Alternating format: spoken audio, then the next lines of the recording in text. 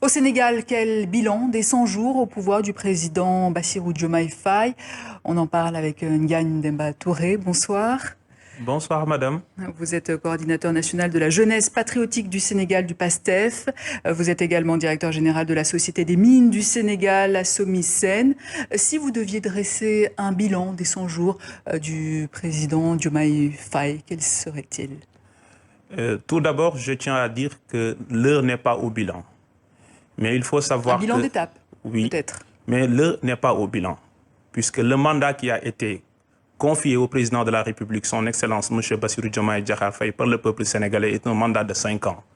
Mais les premiers actes qui ont été posés depuis sa prestation de serment en tant que président de la République le 2 avril dernier sont des actes rassurants, notamment en matière de gouvernance. Aujourd'hui, la gouvernance du président de la République a été placée sous le sceau de l'inclusivité. Les assises de la justice ont été tenues avec l'implication de l'ensemble des forces vives de la nation. Toujours dans le domaine de la gouvernance, la transparence et la reddition des comptes ont été mises au cœur des politiques publiques. Tous les rapports des corps de contrôle sont publiés. Au-delà de l'aspect gouvernance, des mesures urgentes ont été prises pour atténuer la souffrance des Sénégalais, pour réduire drastiquement le prix des denrées de première nécessité, et cela concerne 6 produits, notamment le ciment, la farine boulangère, le pain, l'huile de palme, le sucre, ou encore même la baisse envisagée des frais de télécommunication. Mais est-ce que l'état de grâce n'est pas terminé quand on voit le bras de fer entre le Premier ministre Ousmane Sonko et l'Assemblée nationale? Vous savez, il y a un côté institutionnel entre le pouvoir exécutif et le pouvoir législatif. Mais les mesures que j'ai annoncées et qui ont été prises pour atténuer la souffrance des Sénégalais, qui ont été prises pour que les Sénégalais soufflent, puisque la situation était grave, puisque les Sénégalais vivaient dans une situation inqualifiable. Il fallait ces mesures fortes. Et ces mesures-là ont eu des impacts sur le budget de l'État, mais l'État a jugé nécessaire de les prendre pour calmer. Mais qu'en est-il de cette crise institutionnelle? Oui. Sur les rapports entre l'Assemblée nationale et le Premier ministre. Le Premier ministre est le chef du gouvernement. Le Premier ministre, il représente le gouvernement devant l'Assemblée nationale. Vous savez, le Sénégal est un État de droit.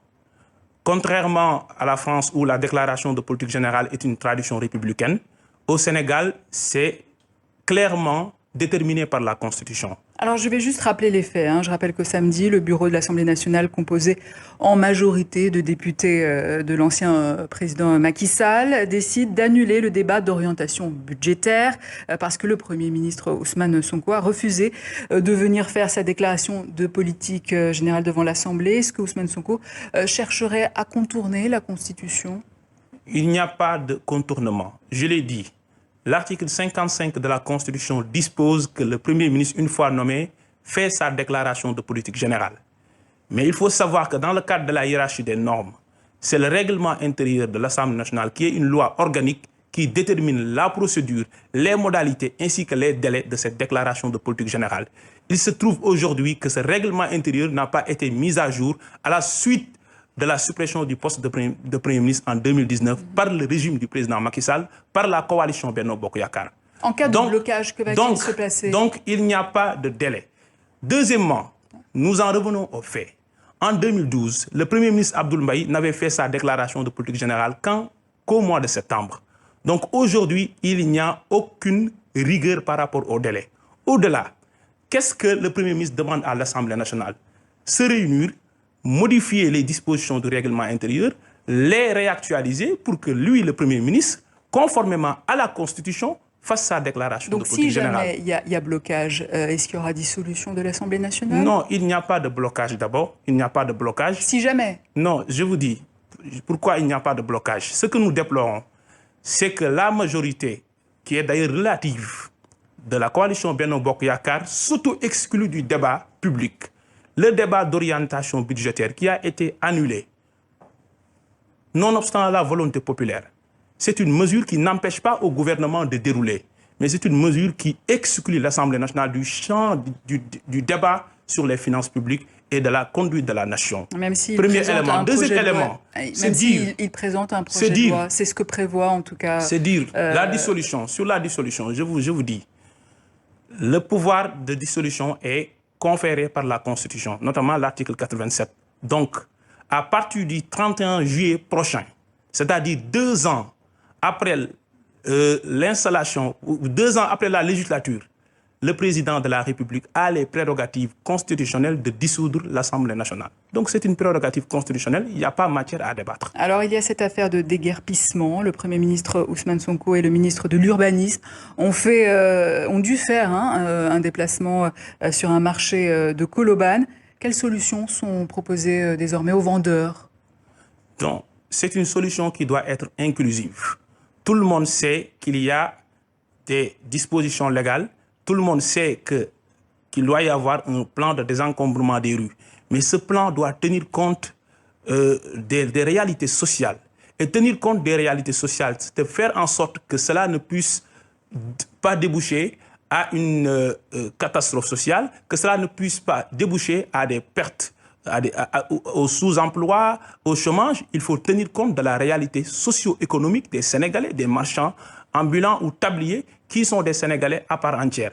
Autre élément, c'est qu'il faut savoir qu'après tout, le président de la République, garant des institutions, le président de la République, en tant que père de la nation, si je peux m'exprimer comme tel, prendra les mesures, mais de façon inclusive, puisque nous voulons inscrire le dialogue, l'inclusivité, l'implication des couches de toutes les composantes de la nation au cœur de l'action du président de la République. Alors, je vais m'adresser à présent au directeur général de la Société des mines du Sénégal sur la renégociation des contrats miniers, pétroliers et gaziers annoncés par le nouveau président sénégalais. Comment compte-t-il s'y prendre? Comment? Nous allons déterminer. Ce qu'il faut savoir, c'est qu'aujourd'hui, tout le monde admet que tant dans le secteur minier que dans le secteur énergétique, je parle du pétrole, je parle du gaz, les contrats qui ont été signés, tout le monde sait que ce sont des contrats déséquilibrés du point de vue de la masse des revenus générés par la plupart des compagnies et les miettes, si je peux m'exprimer comme tel, qui aujourd'hui sont reversées à l'État du Sénégal. Premièrement. Deuxièmement, la plupart des montants dus à l'État du Sénégal en termes de redevances, en termes d'impôts, en termes de taxes, en termes de contributions au contenu local, au développement local, ne sont pas recouvrés par l'État du Sénégal ou ne sont pas payés par les compagnies minières. Aujourd'hui, il est temps que l'État du Sénégal dise à ces compagnies, oui, nous voulons un partenariat, nous voulons la continuité et la sécurisation des investissements, mais nous voulons que ces investissements puissent profiter au peuple sénégalais et notamment aux communautés locales. Dernier mot peut-être sur les législatives en France. Il nous reste quelques secondes. Le PASTEF avait invité Jean-Luc Mélenchon au Sénégal en mai dernier. Si le RN, parti souverainiste comme le PASTEF, venait au pouvoir... Non, il ne faut pas assimiler le Rassemblement national au parti PASTEF. PASTEF est un parti de patriotes. PASTEF n'a rien à voir avec le Rassemblement national. Ça, par contre, nous ne pouvons pas l'admettre. Souverainiste, ça veut dire quoi? Ça veut dire qu'il est souverain, tout simplement. Non, c'est un parti qui fait appel au patriotisme, au fait que nous voulons bâtir une économie endogène, ou une économie où la transformation structurelle de l'économie se fera par les Sénégalais, pour les Sénégalais, tout en tenant compte de l'ouverture qu'il faut faire. Vous voulez dire donc ça n'a rien à voir avec ce qui se passe ailleurs.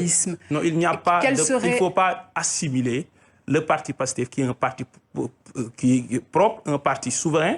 Quand je dis souverain, ça veut dire un parti libre, puisque PASTEF, dès ses débuts, PASTEF, dans ses statuts, a toujours refusé de s'arrimer à une idéologie politique quelconque dans le monde entier. En tout cas, vous l'avez revendiqué et le RN, ici en France, le revendique aussi, même si ça n'a rien à voir. Qu'est-ce que PASTEF revendique? Qu'est-ce que PASTEF revendique? En tout cas, la question, monsieur, c'est quelles seraient alors les relations entre le Sénégal et la France?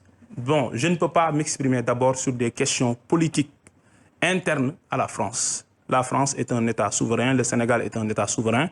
Ce que je peux savoir, c'est que le président de la République, Bassirou Diomaye Diakhar Faye, est un président ouvert. Un président qui parle là à tout le monde. La France a toujours été un partenaire pour le Sénégal. Nous voulons que la France demeure un partenaire pour le Sénégal, mais dans le cadre d'un partenariat mutuellement bénéfique aux deux parties. Et ce que nous disons, gagnant-gagnant. Et je répète bien, gagnant-gagnant. C'est entendu, c'est noté. Gagne Demba Touré. Merci. Je rappelle que vous êtes coordinateur national de la jeunesse patriotique du Sénégal, du PASTEF, et directeur général de la Société des mines du Sénégal. Merci.